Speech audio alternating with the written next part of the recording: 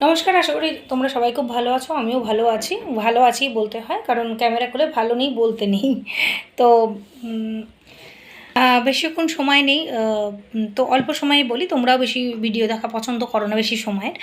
তো একটা কথা বলি, মানুষের শিক্ষা, যোগ্যতা সব কিছু অনুযায়ী মানুষ মানুষকে পাত্তা দেয়, মানুষ মানুষের কথার উত্তর দেয়। তো অনেকেই আমাকে এসে এখানে বলছো যে তোমাকে নিয়ে লাইভে অনেক অনেক বাজে কথা বলছে। মানুষের দেখো কন্টেন্ট অনুযায়ী কেউ তো কাউকে সাপোর্ট করে, তেমন আমিও কাউকে সাপোর্ট করি, সেটা হয়তো তাদের পছন্দ নয়, তাই তারা লাইভ করে হয়তো অনেকের নামে বলতে বলতে আমার নিয়েও বলে। তো আমাকে এখানে এসে বলে লাভ নেই, কারণ আমি কোনো এলু তেলু ফালতু লোককে ভিডিও দীর্ঘদিন দেখি না। এবং আমি দীর্ঘ 1 বছর ধরে বলে আসছি, অনেককেই বলতাম যে এই ধরনের খিস্তি, এই ধরনের স্ল্যাং, এই ধরনের বাজে জিনিসগুলো ইউটিউবে ঠিক নয়, দিবি না।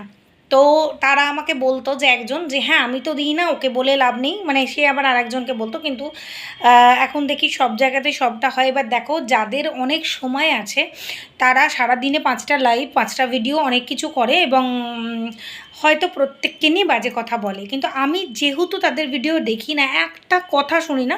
যখন অনেকে অনেক কিছু বলে তখন শুনি। এবার সামাজিক যেগুলো অবক্ষয় হচ্ছে, যেমন বাচ্চার কাস্টাডি নিয়ে ওয়াইটি যেমন তোলমাটি ঘোল, ঠিক আছে, এবার সেটা নিয়ে আমি হয়তো কিছু বলতে পারলাম সার্বজনীনভাবে, কিন্তু সর্বোপরি একটা মতামত দিতে পারলাম, কারণ নাম নিয়ে বা কারোর একজনকে নিয়ে নয়।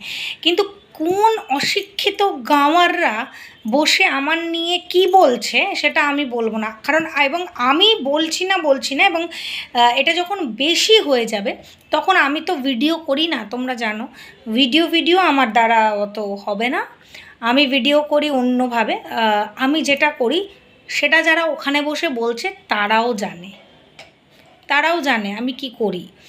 তো ওই যে একটা কল রেকর্ডিং না কিসে শোনা যাচ্ছিল যে প্রশাসনের কাছে যাও, কোর্ট কেস করো। একজন বলেছে যে, তারা বলছে যারা 2 নম্বরই, তারা বলছে কেন কোর্ট কেস কিসের, আমরা তো ভিডিও করবো, বলো সব সময় প্রশাসন কোর্ট। ইয়েস, আমিও না খুব আইনটাকে সম্মান করি, আর আমি আইনের কাছেই যেতে চাই। যদি আমার এমন কিছু মনে হয়, আমার আবার মাথা বিগড়ে যায়, মাথার ওপর দিয়ে যদি জল চলে যায় এবং কোনো একটা ক্লু যদি পেয়ে গেলাম, কারণ আমার এখনও সেই জিডিটা জল করছে এবং আছে সব কিছু অকারণে।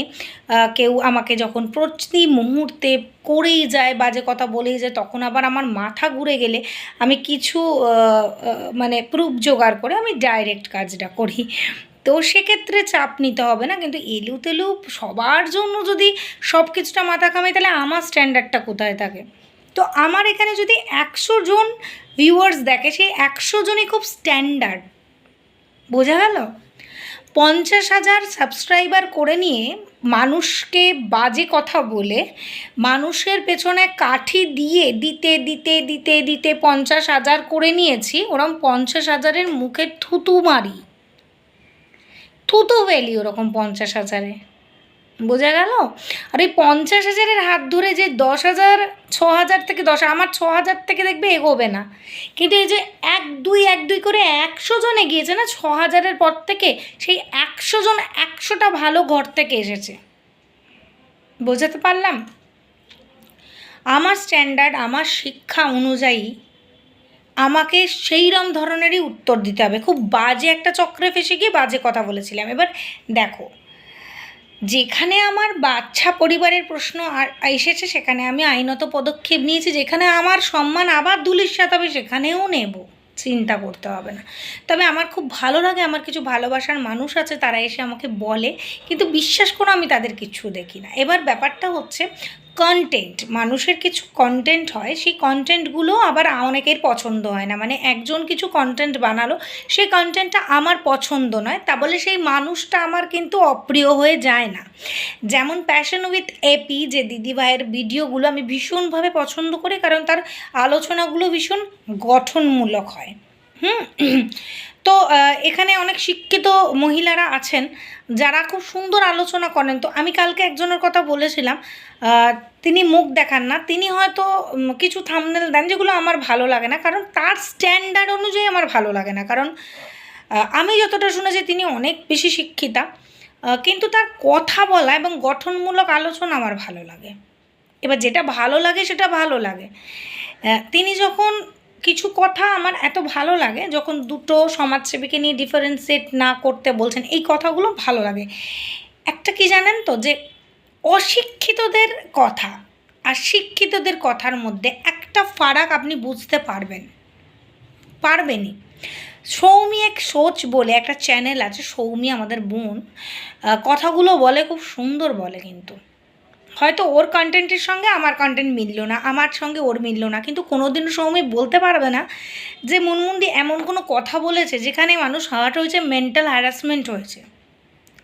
আমি একটা সময়ে যে জায়গায় ডুবে যাচ্ছিলাম সেটা খুব নোংরা জায়গা ছিল, আমি রিয়েলাইজ করেছি জায়গাটা থেকে উঠে এসেছি, এবং এত ভীষণভাবে এই জায়গায় মানুষের পরিবার, সন্তান হ্যারাসমেন্ট হয়, সেই জায়গাটা না মানে ধরে রাখা খুব কঠিন, খুব কঠিন। কোনো ভদ্র কেউ ধরে রাখতে পারবে না। মনে করুন আপনি কোনো কন্টেন্টকে নিয়ে সমালোচনা করছেন খুব গঠনমূলক, খুব লজিক্যালি, এবার আপনার সঙ্গে সেই লজিকটা দিয়ে অন্য কেউ পেরে উঠলো না, অন্য আপনার অ্যান্টি যারা পেরে উঠছে না, তখন ওরা কী করবে বলুন তো?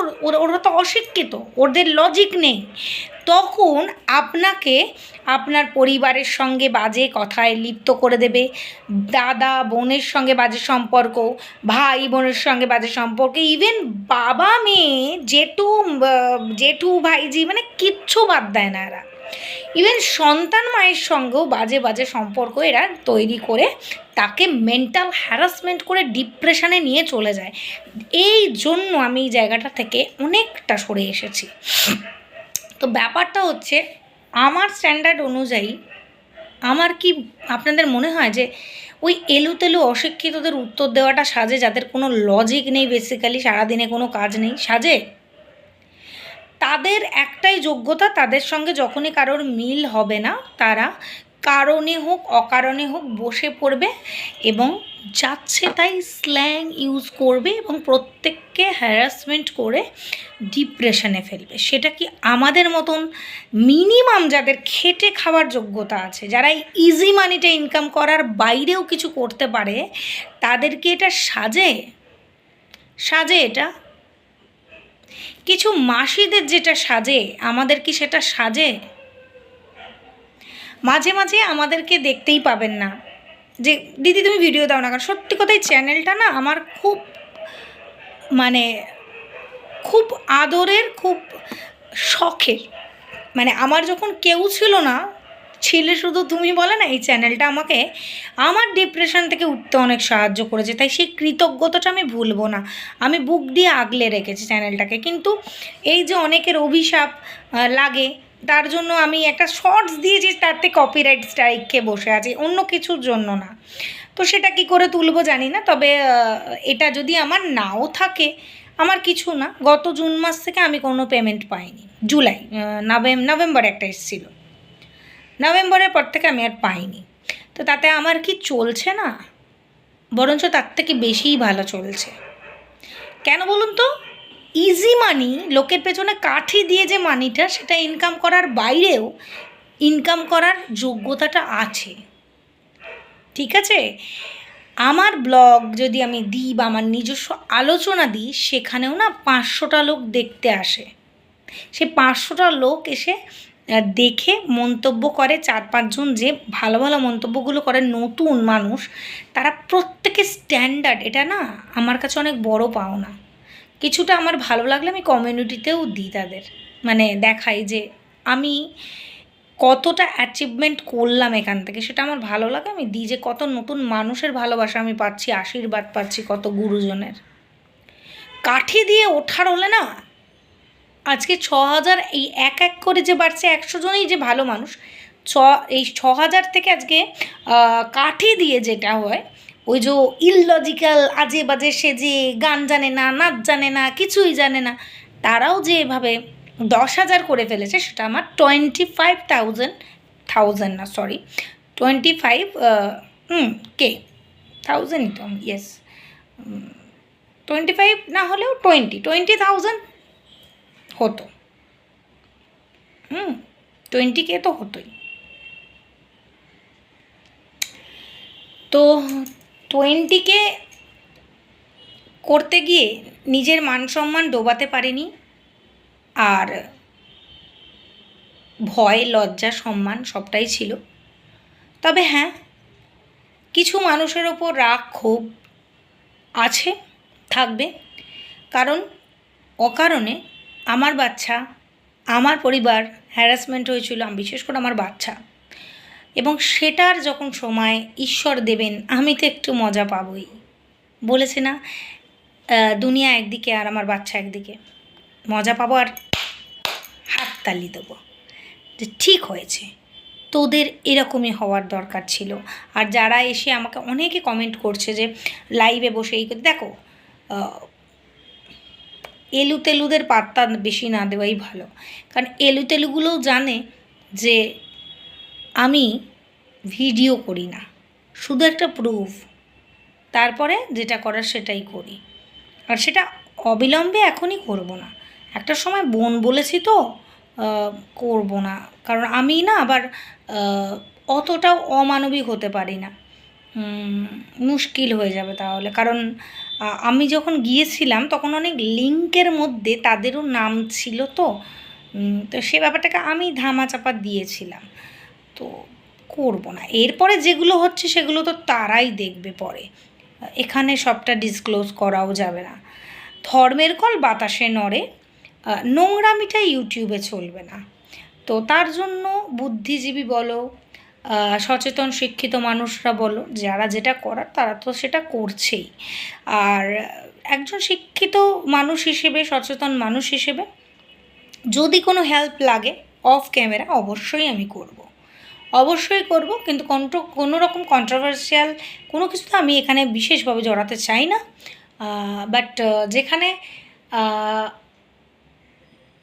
অধিকারের প্রশ্ন আসে, সাম্যের অধিকার বলো, স্বাধীনতার অধিকার বলো,